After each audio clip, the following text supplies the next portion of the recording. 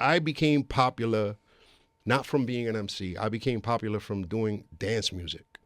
We signed to Tommy Boy as a rap group, and at the time, Tommy Boy had Stetsasonic, and they had Rapping Duke, and they had Latifah, and they just finished signing Naughty by Nature, and they just finished signing Digital Underground.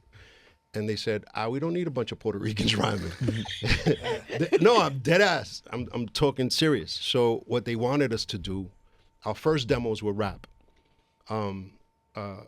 If you guys know Phoebe, you know UFO Phoebe. Yeah. His dad was in the group, and our first demos had him rhyming. And So the first TKA demos were more geared towards hip hop. Were more geared towards hip hop. And we had a singing song, which was Scars of Love, which ended up being the title of our first album. Yeah. And Tommy Boy was like, well, we have the Force MCs. We don't need that. They're doing R&B. Stetsasonic is, a hip hop band. They're there. They're doing, they're doing the Stop the Violence campaign. Latifah is rhyming. We got Rapping Duke.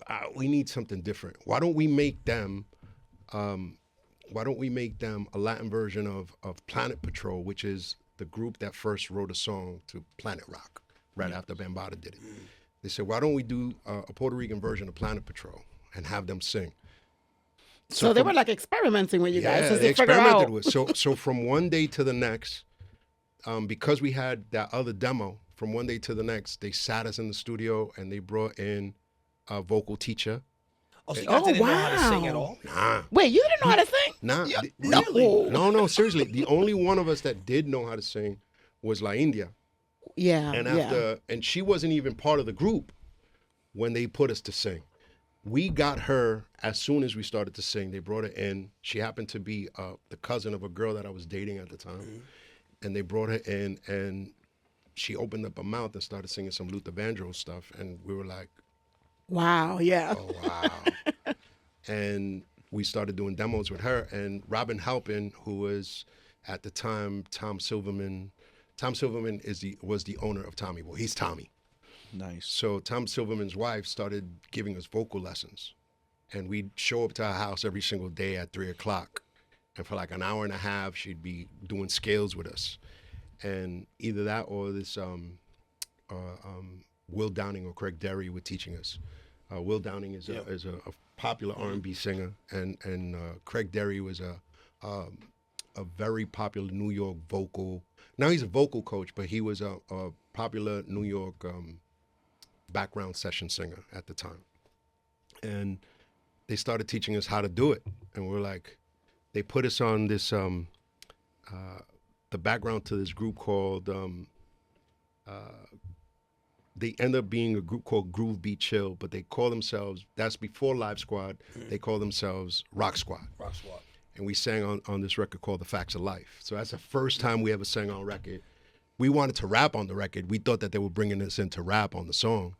And they go, nah, we want you to sing backgrounds on it. So we ended up singing the hook. Yeah, that's crazy learning that, a group that's admired so much in the freestyle world and in the pop world, y'all learned how to sing when y'all got signed already. Yeah. That's I mean, not only crazy. that, I mean, they are the most prominent group in freestyle Yes. ever. Yeah. I mean, and to even know yeah. that you guys started as MCs. Yeah.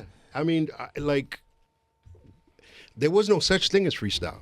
I mean, freestyle came afterwards, and that's because what was electro died out because we started doing this different form of thing of music.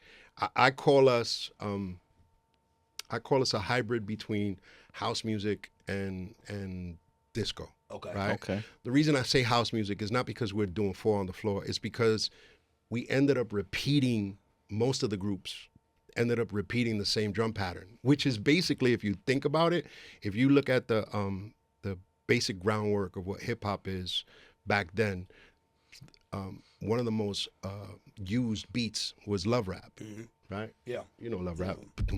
Yeah.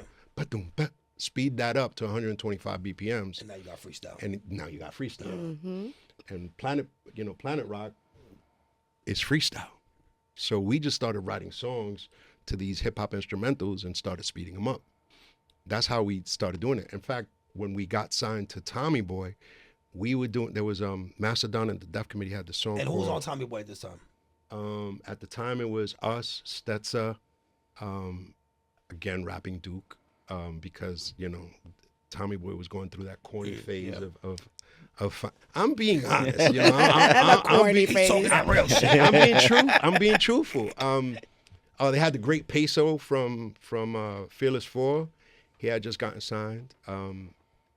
He had a song called "She's Wild" with the president of the company dressed up like the Statue of Liberty on the cover, and Africa Bambaataa and the Soul Sonic Force were going to put out their album around that same time that we got signed. So like 82.